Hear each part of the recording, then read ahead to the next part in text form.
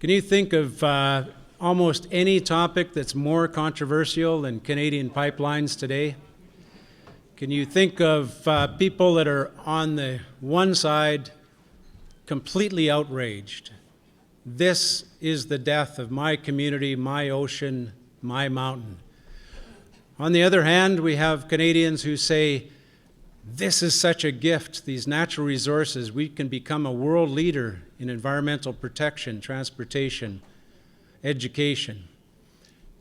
Like Synergy Alberta, the panelists that you've convened and will listen to today for the next 60 minutes will bring you the people side of that, bring you the regulatory side of that, bring you the association side of that.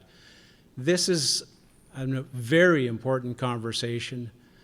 Thank you for being here.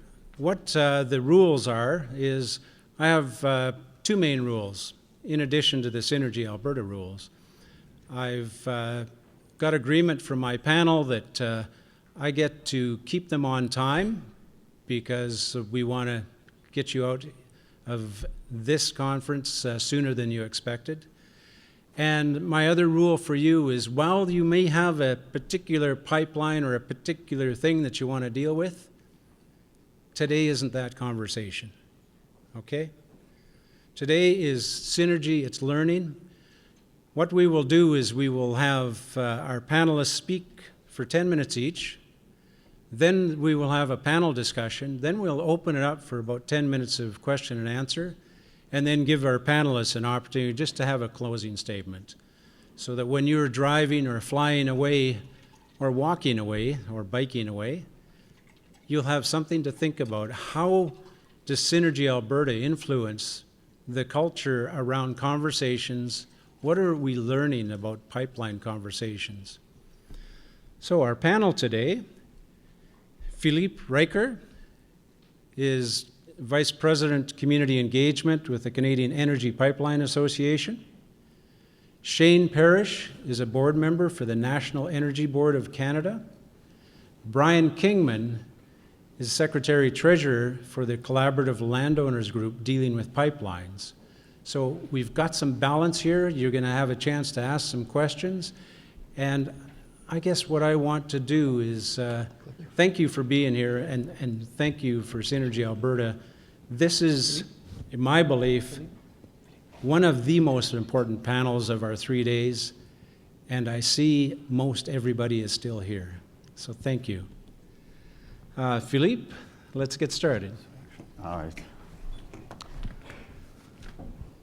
Well, thank you very much. And again, I'd like to thank Synergy Alberta for inviting me here, inviting actually CEPA. I think it's really the first time that our association has been invited to participate in your conference, and I really look forward to this. And I think we need to do more of those types of engagement because I think we need to have more conversations around, I think, a really important topic. So the Canadian Energy Pipeline Association, we represent all the Canada's transmission pipeline operators. We operate approximately 130,000 kilometers of pipelines in both Canada and the US, 115,000 in Canada and 15,000 in the US. So a very, very large reach across the continent. To just give you a sense, and I know those are very big numbers, but last year our members transported on the gas side 5.3 trillion cubic feet of natural gas. That's basically 14.6 billion cubic feet per day. And in terms of oil, it was approximately 1.2 billion barrels of liquids per year, which is 3.3 million per day. So 97% of all the gas produced in Canada and onshore production of petroleum products are coming through one of our members' pipelines. So as you can see, very significant footprint.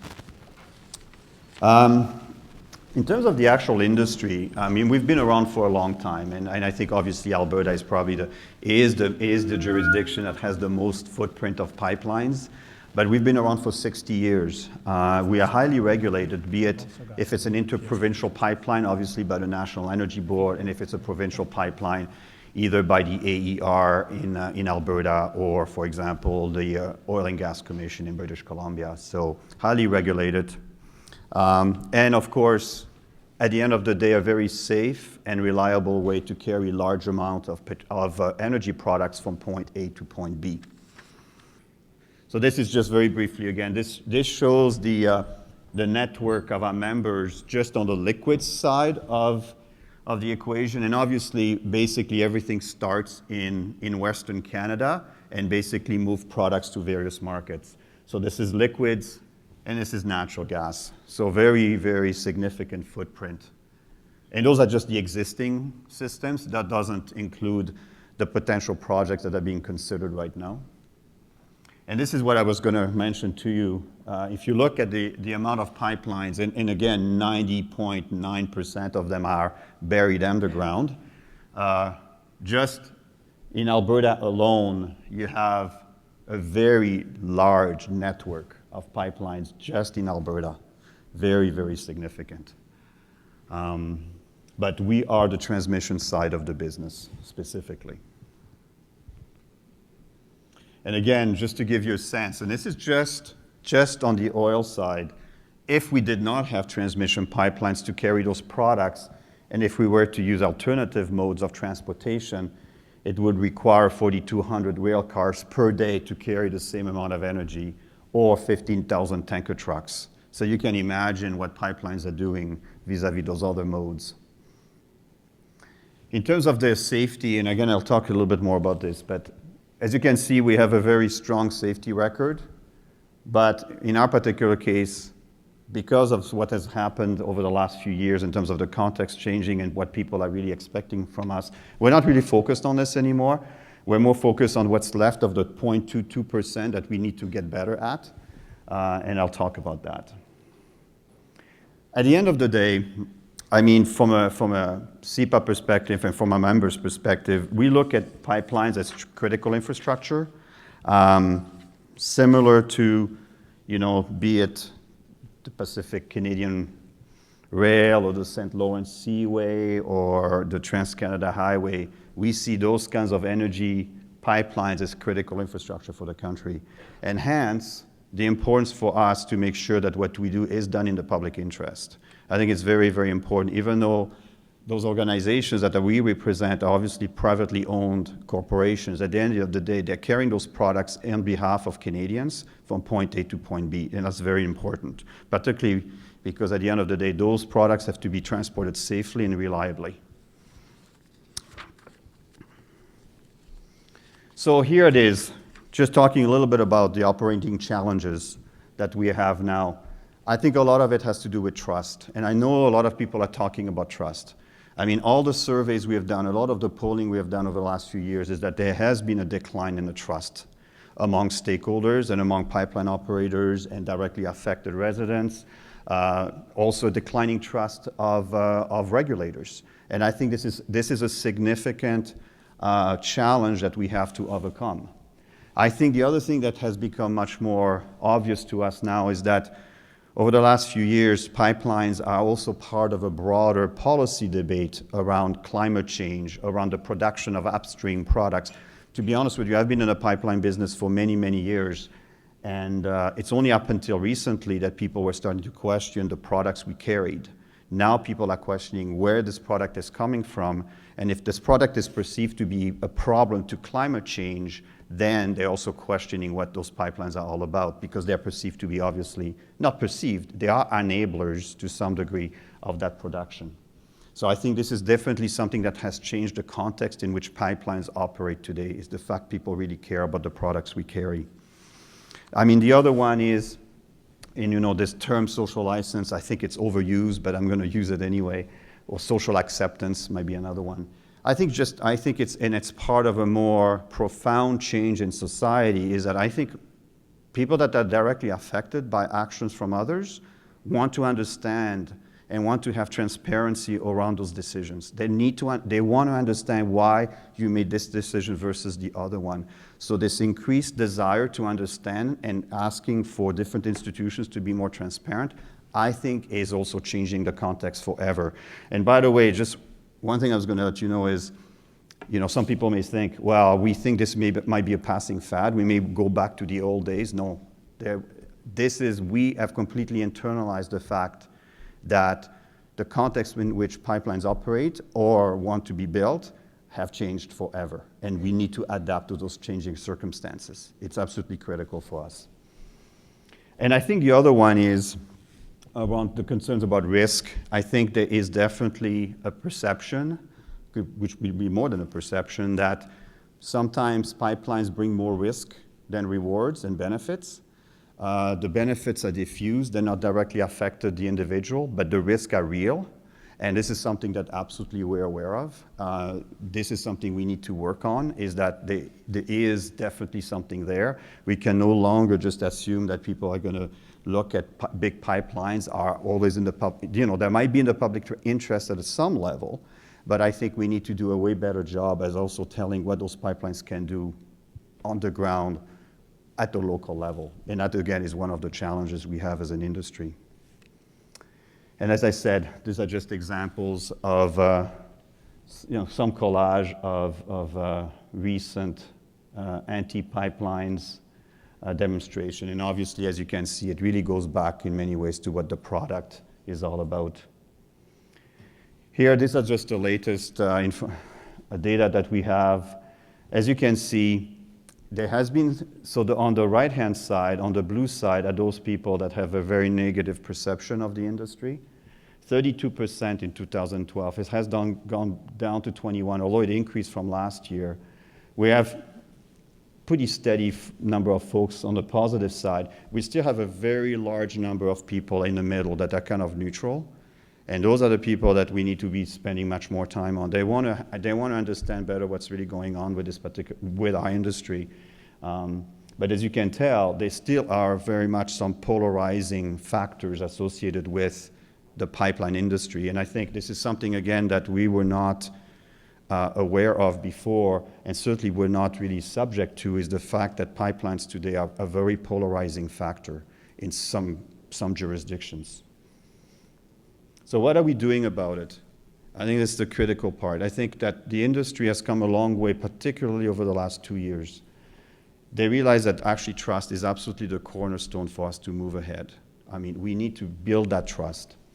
And I think to build that trust, we have to be credible, we have to be reliable. And this word intimacy really means engagement. It's really to actually engage in a much more open and transparent manner than we have done before. We also have to go beyond regulatory compliance. I think regulatory compliance, in our view, is actually just the minimum bar. We need to go beyond that. So I think this is the critical part for us.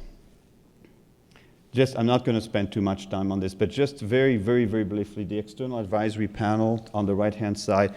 This is a panel of external stakeholders that are critics to the industry that now are part of our governance structure, who have direct access to our board, and it includes landowner interests, environmental interests, Aboriginal interests, and those are people that actually can have candid conversations with our board members and talk about the issues they faced with this industry. So again, I think a desire to be more transparent and creating more dialogue among various stakeholders in our industry. CEPA Integrity First is ultimately our program, and I think, for those of you who might be aware of other industries, this is not something new. For example, the chemistry industry have what they call responsible care. Mining has something called Towards Sustainable Mining. CEPA Integrity First is basically the version of that. This is a intentional, deliberate approach for industry to collectively improve its performance in three key areas: safety, the environment, and what we call the socioeconomic issues. And the goal of ultimately of this program is to get to zero incidents. That is something that all our board members, all our companies have signed on to. A big task, but this is something we're working on now. Again, those are the three buckets I was mentioning to you: safety, environment, socioeconomic benefits that we're focusing on. So I don't know how much time I have. 1 minute, okay. Just very examples of actually what CEPA Integrity First has been doing.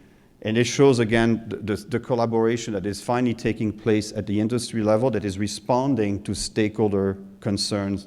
We signed late last year the Mutual Emergency Assistance Agreement. This is the first time all the members of CEPA now are compelled to work together in a case of a major emergency. Before, it was done in an ad hoc manner. Now they actually have to do it. And we actually had our first exercise of 12 of our 13 members in Edmonton in September, where basically we had all those members coming together, working under an incident command system to see how they can actually work together. The one I'd also wanted to mention specifically because of the audience here is the Land Agent Code of Conduct.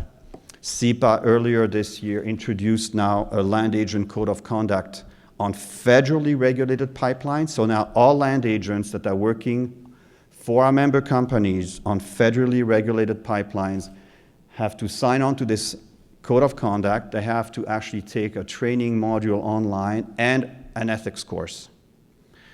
That's the kind of things we're trying to do at the industry level to collectively raise the bar for all of my members.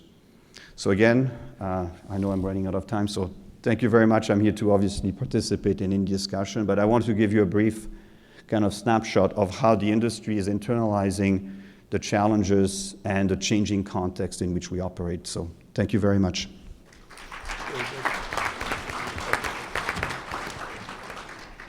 Thanks, Philippe.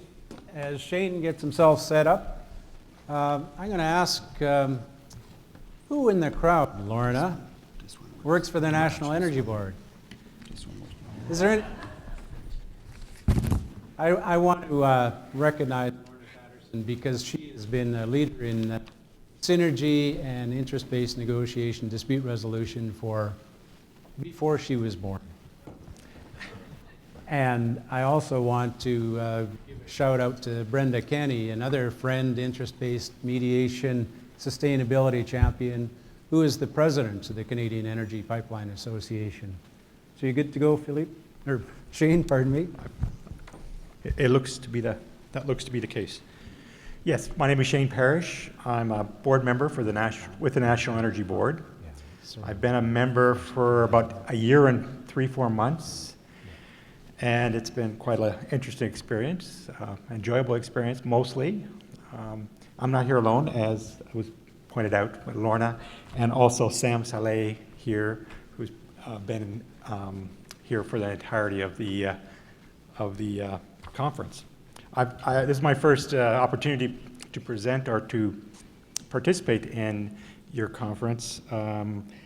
I have most of my experiences in the Northwest Territories and Northeast BC, so it's kind of different for me to be presenting in Alberta, so I appreciate the opportunity.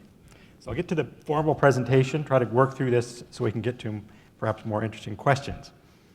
So again, my name is Shane Parrish.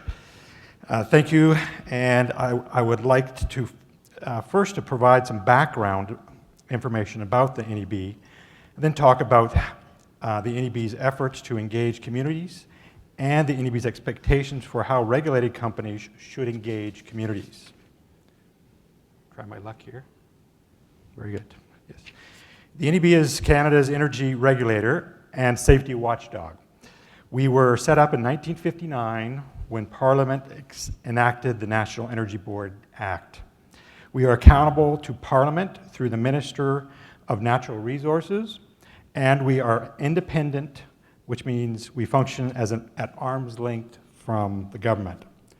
Our role, as defined in the NEB Act, is to regulate the construction and operation of pipelines that cross provincial and international borders, power lines that cross into the United States, the importation and exportation of oil and gas, tolls and tariffs with companies that we regulate. The NEB is based, although it's federal, we are based in Calgary, and we have approximately 450 highly skilled staff and technical support. Try again. The board considers energy matters that are within its mandate. To do this, we look at at 4 broad areas: safety and security, environmental protection, efficient energy infrastructure, rights, and interest of those potentially impacted by a project. The board considered these 4 areas when assessing applications and determining what is in the Canadian public interest. Every application for a new pipeline or power line project is subject to a rigorous science-based review. We must be absolutely convinced that a project can be operated safely before we decide or recommend that it can be approved. A similar map to CEPA. This is the red lines are for oil, and the green are gas lines that we regulate. Okay, so life cycle, NEB life cycle approach to regulation. We regulate over the full life cycle of a project before an application for a pipeline is made to its construction and operation, and then to its eventual abandonment. If a project is approved, we continue to be involved.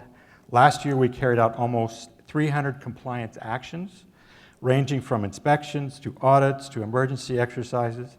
And every day, our staff work diligently to strengthen all aspects of our pipeline safety, or if projects conditions are not being met, we will put a stop to them as required.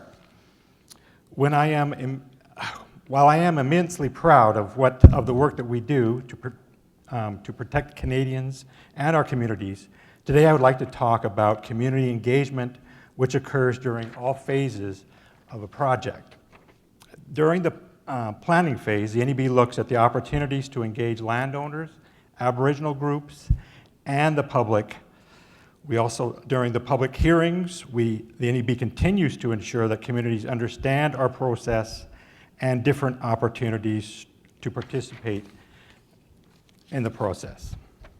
Anytime anyone has a question about how we carry out our work, I would encourage them to contact the NEB at our toll-free number, which we'll show at the end of the presentation.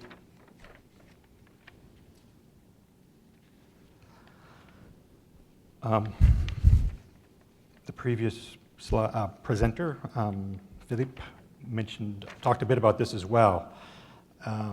Evolving public interest.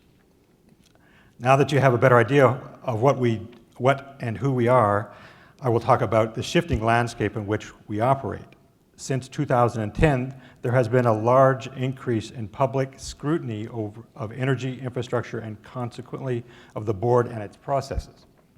In 2006, when the board reviewed an application for the Trans Mountain Anchor Loop, there were 8 interveners. Today, the current review of the Trans Mountain Expansion Project has more than 400 interveners.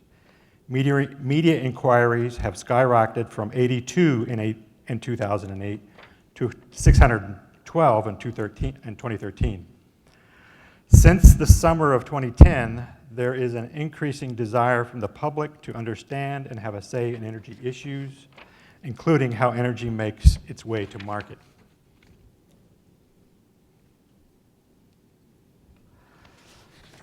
Okay. The NEB is very aware of this evolving public interest, and we have changed how we respond to these external pressures. In order for the board to effectively serve the Canadian public, people need to have confidence in the regulatory regime and the board's ability to enforce the orders, rules, regulations that are in place to protect Canadians, their communities, and their environment. Many people interact with the NEB during public hearings. Our engagement staff work with landowners, Aboriginal groups to explain our processes and participant funding programs so that communities can participate in a meaningful manner. Our engagement with communities goes beyond our application hearing process. During the construction and operation phases, we proactively share information with our stakeholders to tell a more meaningful story about our process. Lorna asked me to add a couple of things here, which would include, we also participate in conference like this, other conferences, conferences that we are requested to, we try to consider all invitations to events like this and other conferences, not only in Alberta, but all across the country. And another important item, our thought here was that Gary Redmond sits on our Land Matters Steering Committee.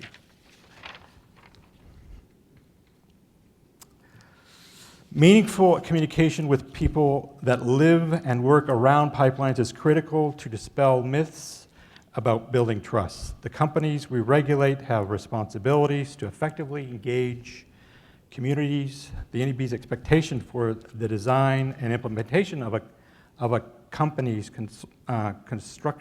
consultation activities are set out in our filing manual. The NEB expects consultation activities will be initiated as soon as possible in the planning and design phase of a project, provide clear, relevant, and timely information to communities, be accessible to and exclusive of all communities, be responsible to the needs and inputs and concerns of communities, and continue throughout the regulatory process as well as the construction and operation phase of the project. Community engagement is a priority for the NEB as we continue to work alongside communities. We share the same goals of making sure that energy infrastructure is very safe and as safe as it can be. In addition, we have a new chair at the NEB. His name is Peter Watson. He has identified engaging Canadians as a priority. A new initiative under Peter, we will be increasingly getting out into communities to help them understand what we do day in and day out to ensure the infrastructure is safe and for the communities where it exists. We want to listen to what Canadians have to say, and we are open to making changes based on those conversations. And that's all I have. Thank you very much. Look forward to your questions. So thank you, Shane. And as Brian gets himself set up, I want to ask a question. Who in the audience has a federally regulated pipeline on their land? Stand up. Who in the audience has a pipeline on your land? Stand up. Who in the audience cares about how we are in collaboration around pipelines? Please stand up. Brian, there's your audience. Thank you very much. Now you can sit down.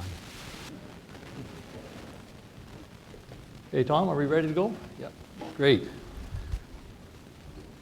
Of course, I always like to start with a joke. I don't know any jokes, but I feel like a long-tailed cat in a room full of rocking chairs. I don't know where I heard that before, but it always stuck to me as being a good one. So good afternoon. It is my pleasure to be here in the city where my father was born back in 1924. My grandfather was a fireman in Edmonton in the 1920s. I'm not sure, I know it was the early 20s. He just came back from World War I. I'm Brian Kingman, a cattle rancher in a small community called Mount Lehman within the city of Abbotsford. Our family has lived with the Trans Mountain Pipeline for 62 years. The pipeline transits 1,500 feet, or 450 meters, of our land, and 800 feet, or 250 meters, of our cousin's land that was adjacent to our farm. The significance of mentioning this is that on August the 8th, 1952, our great uncle and his brother, being our grandfather, both farming the quarter section of land, that's ours, was paid less than $100 for the passage through the 2 kilometers of agricultural land. 62 years of basic free transit with no property tax consideration, a very restrictive easement, a burden with no benefit to our family. Our family is passionate about our land, be it farming methods or how foreign entities, such as a pipeline company, dictates terms of use of our land.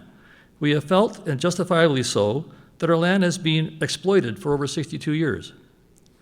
During the 1952-53 construction of the Trans Mountain Pipeline, Their contractors fell a dozen or so very large West Coast cedar trees that were on the right-of-way.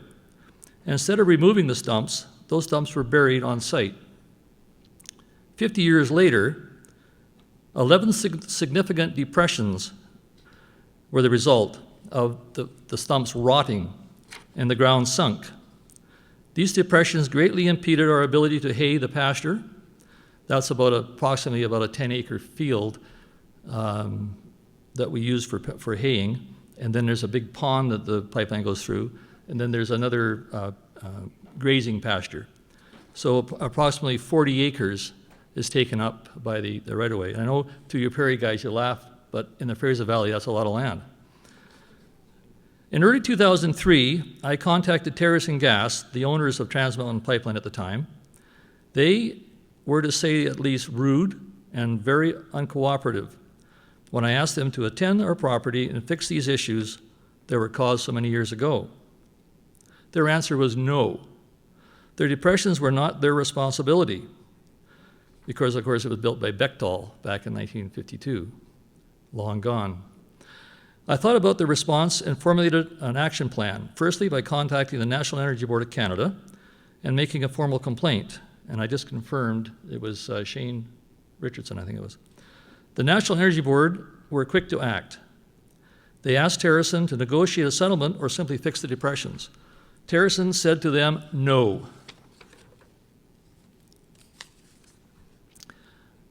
So in 2006, Kinder Morgan took possession of Trans Mountain Pipeline from Terracin. Action to resolve the depressions commenced with talks in 2010, and in 2012, Kinder Morgan not only repaired the 11 depressions, they also built a 400-foot all-weather road to access the easement. The farm finally receiving a benefit 60 years in the making.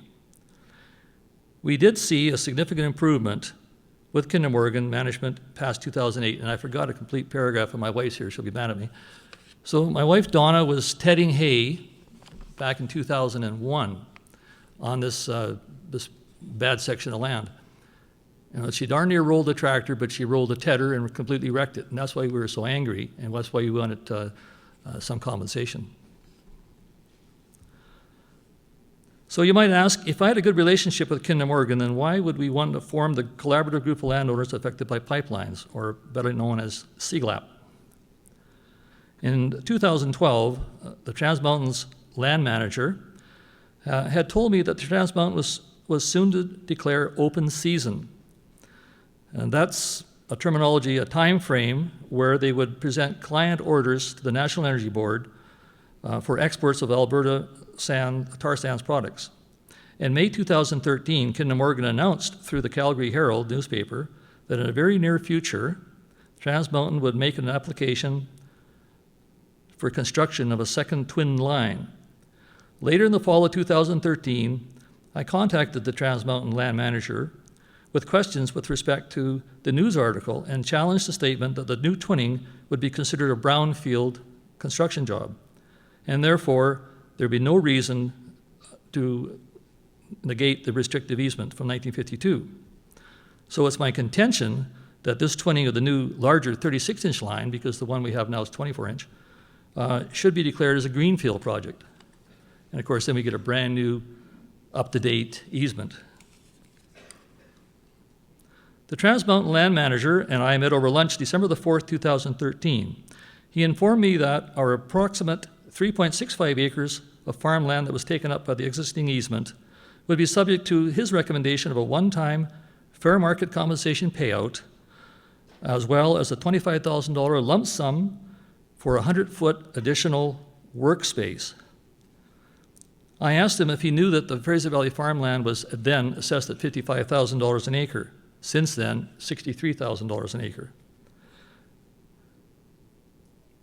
So at that luncheon, I also discussed the two recent integrity digs which occurred on our farm in 2012. I told him, to my surprise and concern, over the shallow pipe depth, finally observed after 62 years in the ground. And by the way, it was in remarkably good shape, good steel, I guess, from Hamilton, Ontario. So the exposed pipe, I would be following that aspect up with the expansion project when it was announced. Later that same month, near the end of December 2013, the National Energy Board announced that the Trans Mountain Pipelines had formally applied for and to construct a new second line. In January 2014, I made a contact with another 25 landowners, mostly all farmers, of course, in the area. 34 of us met at a local farm market, at Leps Farm Market, in February of 2014 to form a group, the Collaborative Group of Landowners Affected by Pipelines. The meeting was held as an opportunity to discuss pipeline issues and to formulate the most important items of concern, to find a common subject of concern too. We did that, and of course, compensation, interference with farm practices, normal farm practices, and the restrictive easement language topped the lists for this discussion. We developed an action plan for official intervener status and to hire a lawyer of whom we all were comfortable with. We also wanted to keep our group membership to directly affected landowners, very much a prerequisite to become an intervener, which we are. We also wanted to keep a rational approach with respect to moderate and sensible solutions. Surely this would mean successful and make us successful and credible.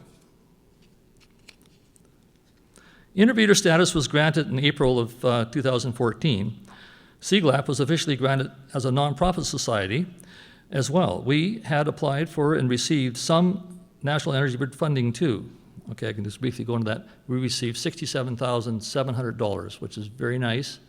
However, our budget for lawyers and everything else is 200 and some thousand. So you can see we have to dig in a little bit to get some more.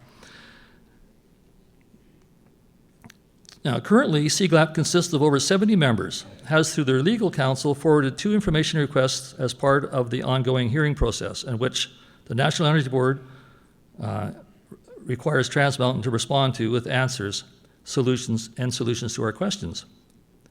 Information request number 1, answered by Trans Mountain early in July, gave us an optimistic view on resolving key issues of concern with respect to matters of pipe depth, 3-lift topsoil removal, that's so we can put it back, topsoil on top rather than on the bottom, and of course compensation.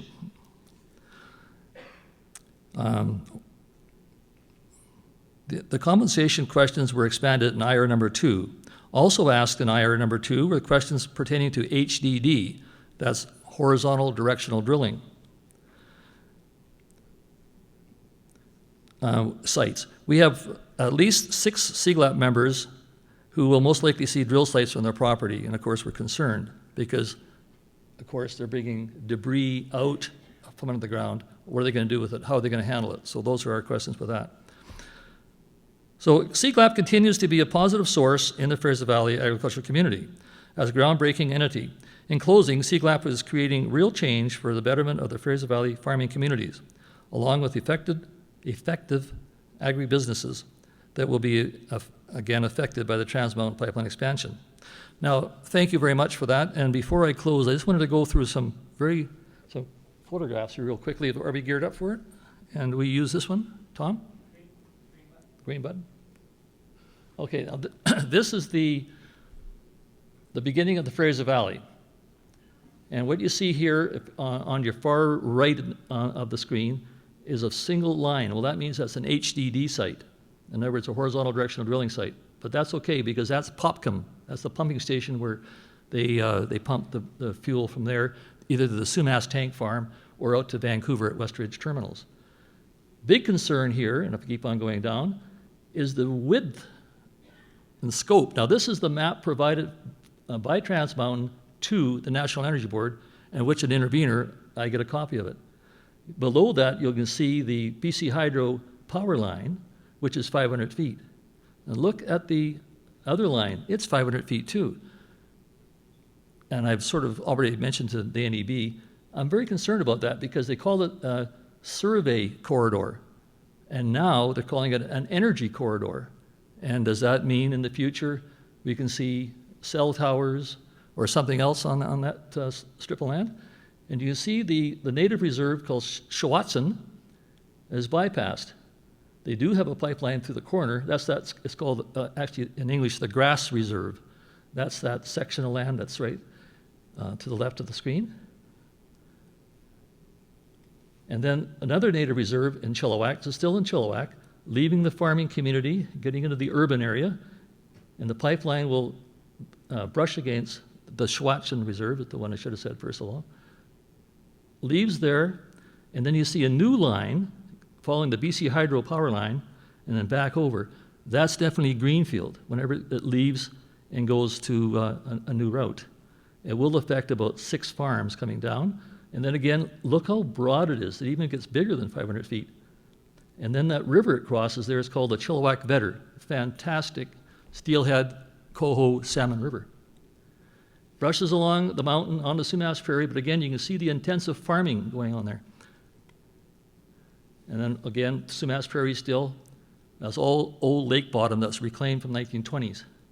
And then begins a real steep climb up to Sumas Mountain, about maybe in feet, about 3,000 feet. And then you can see the big tank farm just almost at the center above the line. And then back down, another HDD site, which is good for the people of Sandy Hill residential area, but bad for the farmers. You'll see next. Comes out back on Matsqui Prairie. Very intensive blueberry crops and corn here. And then up through my region, and I'm on the very left corner of where it leaves. So it leaves the prairie up onto an escarpment. The Matsqui Reserve said, we don't want your pipeline, so there's another big jog there. And into Langley, still more, lots more farmland there, near the escarpment above Glen Valley. Crosses the CPR Superport coal train tracks, and it doesn't say it's an HDD there, but I would think it would be. Again, leaving some more farming areas, now getting back into the real heavy-duty residential area called Walnut Grove. And then into the near Surrey, and that's the Barnston Island and the south arm of the Fraser River. And then it crosses the Fraser River at what they call Port Mann. That's the big new bridge they built, massive thing. And then again, now it's back into the urban area. And again, you can see some wide spots there. I don't know what that's about. Then up to Burnaby, we heard all about the contentious issues there. And over to the West Ridge Terminal. And that's Burrard Inlet and out to the ocean. Okay, all right, this is a novel approach in our area. We like this. This is the Etzel farm, which is about 1.5 miles from my place. And what they're using to move the excavator is like a corduroy road. They put a road down so they won't wreck the soils as they're moving on to the easement. That's not the easement, that's just the access to the easement. And again, there it is there. And of course, you can see the grapes.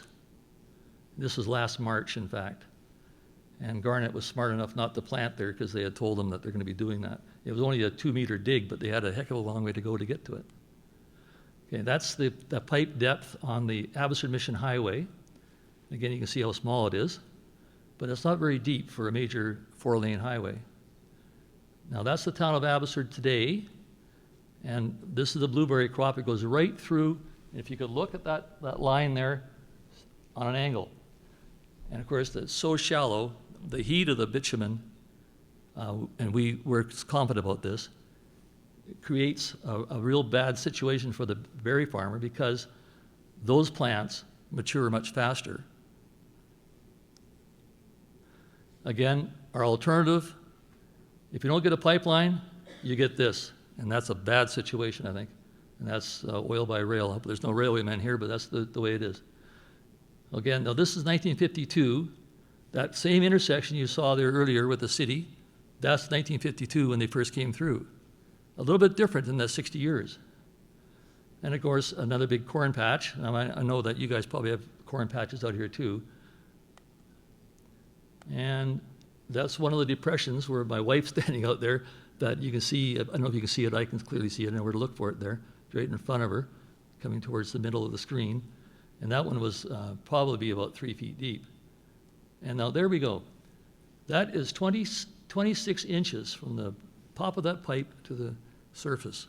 And it's pretty hard to farm like that. And there's an eagle's nest, of course, on the right of way, which we're concerned about. And there we go. Okay, thank you very much. Appreciate it.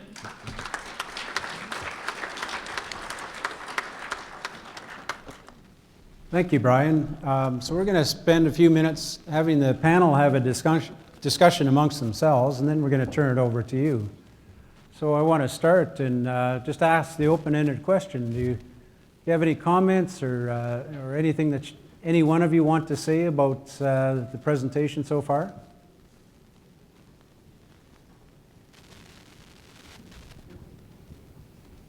Go ahead. Well, Let the audience. Go ahead. I can count on Brian, I know. No, One of the things that I might say that Brian's been very careful, and even though you can see what he's been dealing with, blueberry, almonds, community importance, family, and there since 1952 in the first Trans Mountain. And yet, Brian, I might ask you, what's your relationship with respect to the National Energy Board and Trans Mountain as a result of the conversations you've had in the last 12 months? Well, very good, because we try to keep it on a professional basis. We can jump up and down, yell and holler, and nothing will get done. But I think if you sit back and be reasonable and be, what's the word, succinct in what you want to say, and you have an issue, spell that issue out in a professional manner, and you'll be treated in a professional manner. That's what I found anyway. Thank you. Philippe? Well, I was just going to mention that the example that Brian is providing is exactly where things are going, which is a much more collaborative approach to solving problems on the ground, as opposed to using just technical expertise coming from the pipeline operators or just relying just on very specific regulatory requirements. At the end of the day, a lot of the discussions, obviously, that seems to have taken place between Brian and his group and the pipeline operator are part of just an ongoing conversation, which is obviously must be built on some form of trust to be able to move forward and solve solutions. So I think, to me, this is a good example of where things need to go to be allowed to actually coexist fundamentally. So. Thank you. Shane, any comments? What can we do better?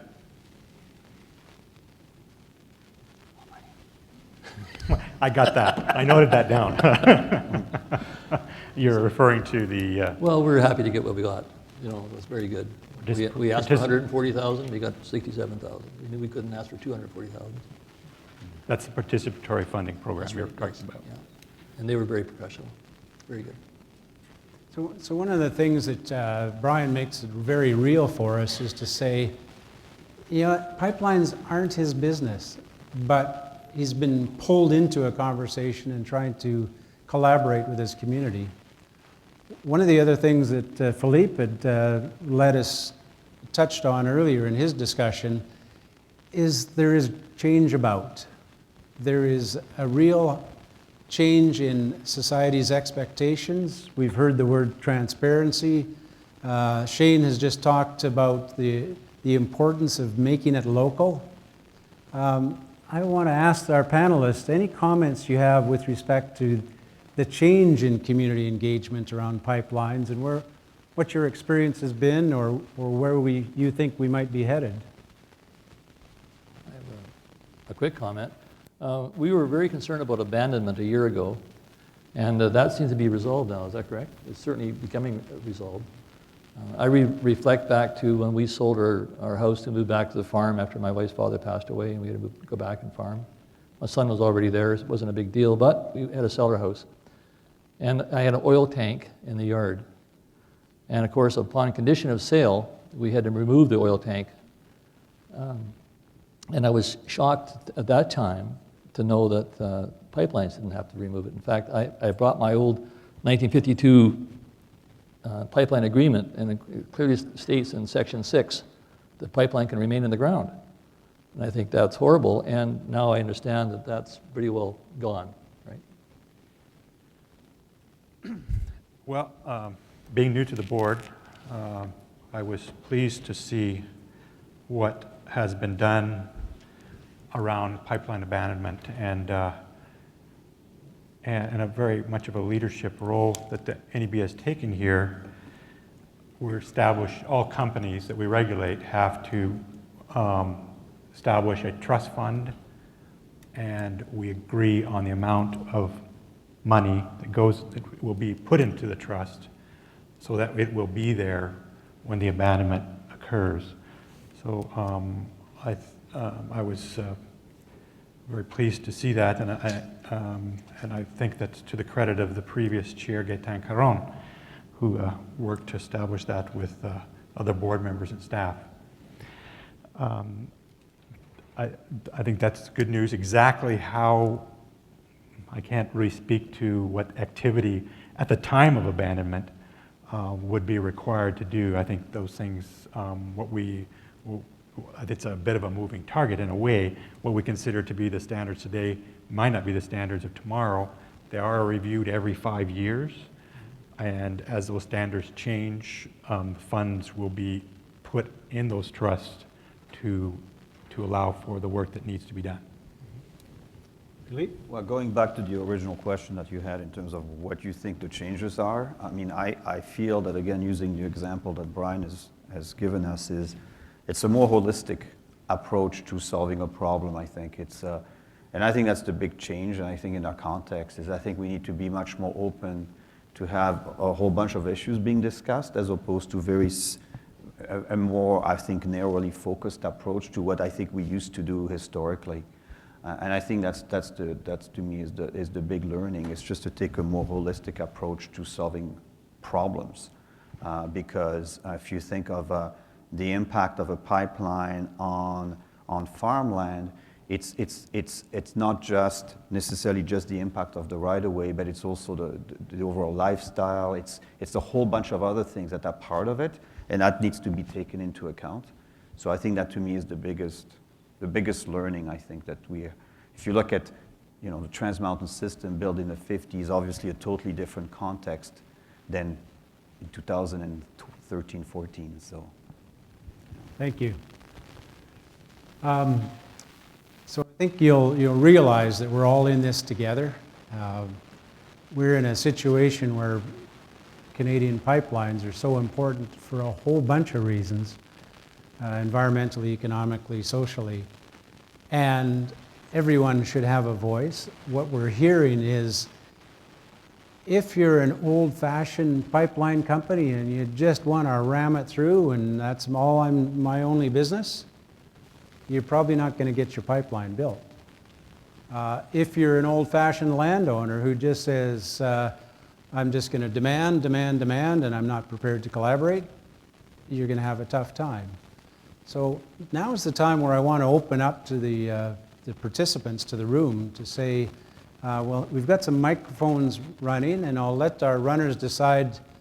Well, I will point out. So first question here, and what I'd ask you to do is if your question is specific to one of the panelists, please ask that panelist. If it's general, I'll leave it up to the panel to comment. And if after a panelist has made a comment, another panelist wants to say something, then let's do that. So let's spend there about 10 minutes, okay? Proceed.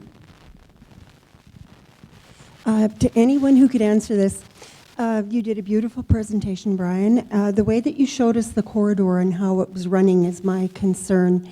Right now, when a pipeline goes through, the farmer, the landowner receives a certain amount of money, and it's not that much. Then the government takes half of that in taxes. So the pipeline has now gone through. The landowner is left with a pittance, and then 60 years of nothing. What I saw up there was a corridor. You've got the pipeline company making money, you've got the energy company making money, there's money flowing through those lines. And I feel that when it becomes more than one pipeline, it has become a corridor, and it should be paid on a yearly basis, the same way that oil companies have leases and they're paid yearly. I believe that pipeline corridors should be paid the same. Can anyone address that, please? I can tell you that we are not entitled, since the NEB was not in existence in 1952, nor was the Pipeline Act of Canada in existence. But anybody getting a pipeline now, and I've seen some hands raised, there'll be, every 5 years you can renegotiate your easement and you can discuss that. But we can't, because we're grandfathered to the old eminent domain thing that happened back in the 50s. I hope that partially answers your question. Any other comments? I think it's a perfect question for the NEB. How did I know that was going to be? Well, we hear this lots. Unfortunately, in our can, we don't directly manage, or directly or indirectly, I think you could say, manage the how much and how funds or compensation is made to landowners.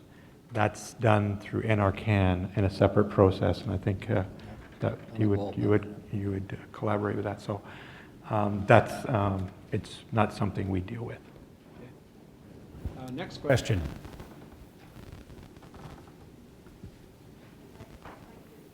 If I could just add a little bit to the compensation thing, just while the NEB doesn't establish any compensation amounts, the Act allows for landowners to have a choice of either a lump sum payment for the easement access or for periodic or annual payments. And it's at the landowner's discretion to choose those. Those options are open to them in the Act. The only options that do get a 5-year review that Brian mentioned are the ones, of course, that are not lump sum. Just so people should know that when they're considering compensation options that are offered to them for easement. All right. Who's next? Well, I'll put a question to you, and I'm going to ask two of you to answer it. If there was one thing that you'd like to change how landowners, regulators, and pipeline companies you'd like to see made happen, what would that one change be?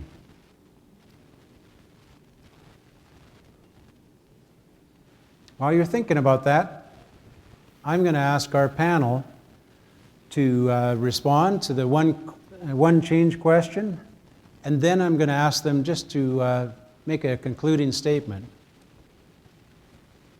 Philippe? So you want me to respond to? Let's go through the one change idea, and then we'll come back to you after I've come back to the audience for your final statement. So one change that we would like to see happen? I would say transparency in the decision-making process. I think that what in a democratic society that we live in, it's at the end of the day, it's a compromise. We compromise on a lot of things, but I think that if people don't see how the decision has been made that could be affecting them, I think it creates more problems than necessary. So I think we need to absolutely increase the transparency of the regulator and also increase the transparency of the pipeline operators so that people can really see how we go about making a particular decision. Because at the end of the day, very rarely do you have a decision that will satisfy everyone. But at the end of the day, if you feel that that decision has been done in good faith, with real transparency, with really good input from various parties, I think most rational people will, I think, accept the decision. So to me, transparency is critical. Thank you. Shane, one change that you see happening or would you like to happen? I have to respond to the transparency, if I may, and I think our process is very transparent, and I would go as far as say fully transparent.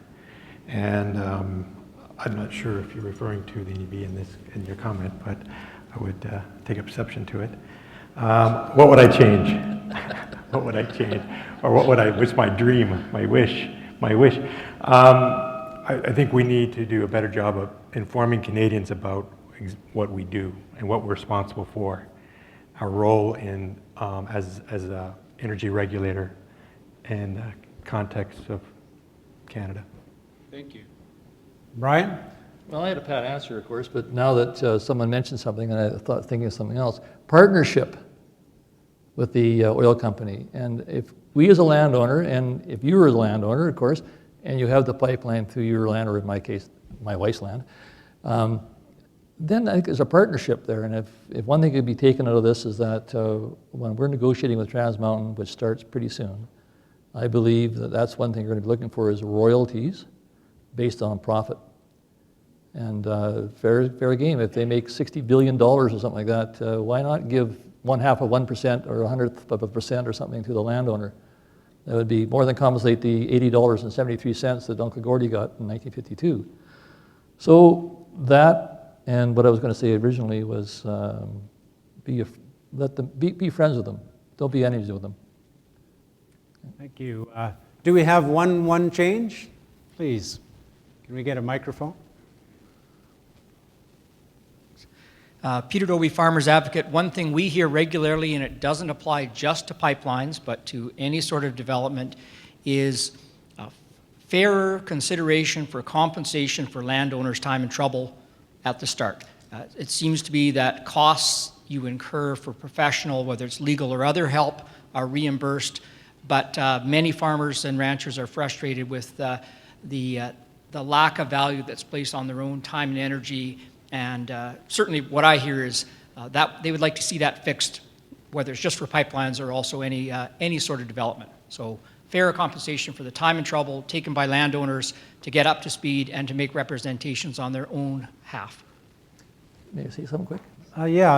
Actually, what I'm going to say now is I'm going to give Brian, then Shane, and then Philippe their opportunity to say one thing that they want to leave you with, and if you want to make a comment, you can say 2 sentences. Okay.